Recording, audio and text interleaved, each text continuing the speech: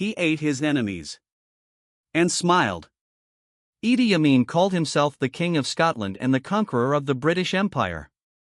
But behind the medals and the uniform was a monster. He ruled Uganda from 1971 to 1979. At first, people saw him as a hero.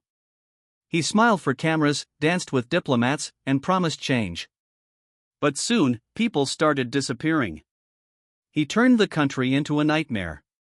Over 300,000 people were killed. Bodies floated in the Nile.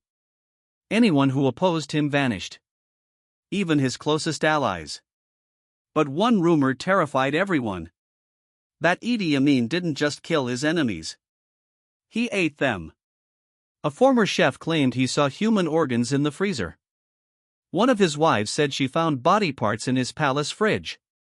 A journalist once asked Amin if he practiced cannibalism.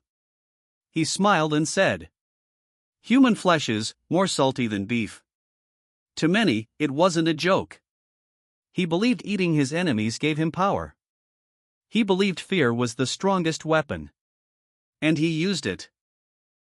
He would throw people from helicopters. He forced one of his ministers to eat a piece of his own body. He once said, "I am the last king of Scotland. The whole world fears me." And he was right.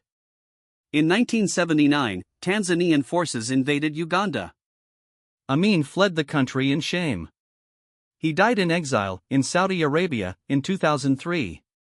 No trial. No justice. But to this day, many in Uganda still whisper his name. Not as a leader, but as a nightmare that once ruled their land. Some believe the stories were exaggerated. Others are sure they were real. One thing is certain. Idi Amin was not just a dictator. He was something far worse.